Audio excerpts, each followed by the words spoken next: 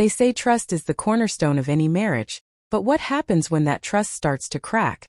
Not from your own doubts, but from the whispers of those closest to you, the people who've known you long before love ever entered the picture?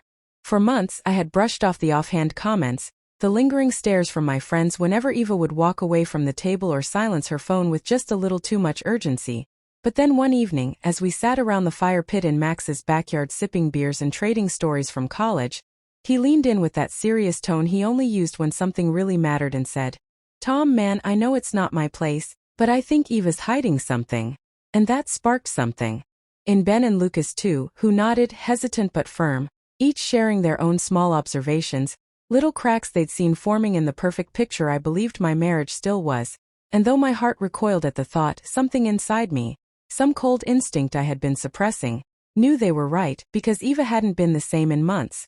Late nights with vague explanations, sudden bursts of affection followed by days of emotional distance, and worst of all, a strange, almost performative love she'd show around others, as if she were playing the role of perfect wife for a camera I couldn't see. So I spent 2 more weeks pretending I was still in the dark, pretending her kisses didn't taste like guilt and her eyes didn't avoid mine when she lied. And all the while I laid my plan, subtle, calculated, and cruel in the way only truth-seeking can be. I started small, syncing her phone to my laptop through a shadow app I'd installed during one of her late-night errands. And soon I had access to her texts, her call logs, her location history. And while the first few days yielded nothing but the kind of conversations you'd expect from a woman still living a double life, eventually I saw it. A message from an unsaved number that simply read, "Can't wait to see you again, same hotel?" Followed by a heart emoji and a time that perfectly matched when she claimed she'd be at a client meeting across town, and something in me fractured. But instead of confronting her, I doubled down on my silence, feeding her storyline she could cling to while I arranged the final piece. I booked a room at the same hotel, 2 doors down under a fake name, and told her I'd be out of town for a conference, even staged a phone call with an imaginary colleague loud enough for her to overhear. Then packed a bag, left in front of her, and circled back to the hotel that evening, heart pounding so hard I could barely hear myself think. And when I saw her walk into the lobby, dressed in the red coat I'd bought her for our anniversary, laughing, clutching the arm of a man I'd never seen before, something inside me didn't just break, it imploded. But I stayed calm, stayed focused, snapping pictures, recording footage from behind a wall of fake plants, documenting every smile, every touch, every betrayal as they made their way to room 724 and disappeared behind the door. I waited 30 minutes, then knocked, once, twice, and when she opened it, her face went pale like a ghost had risen up in front of her, and she stumbled, tried to shut the door. But I pushed it open and stepped inside to find the man scrambling for his shirt, eyes wide, and I didn't say a word.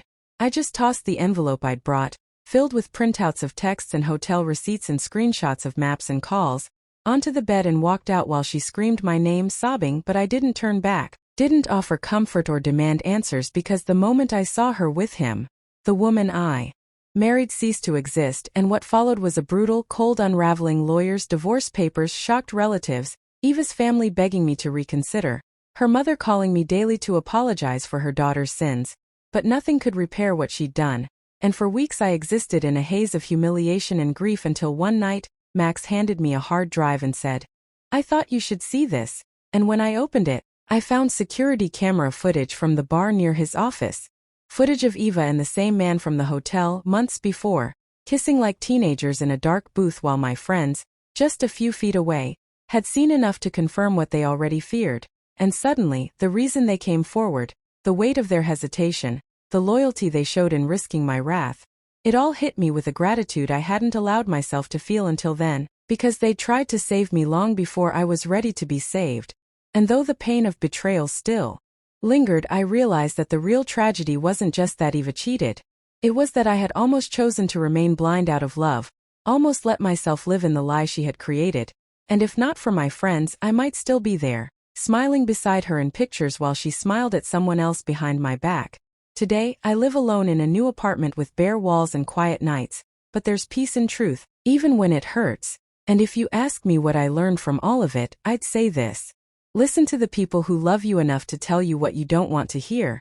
And when the signs point to betrayal, don't wait for heartbreak to confirm what your instincts already know.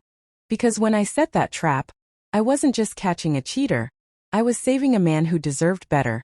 a man I'm finally learning to become.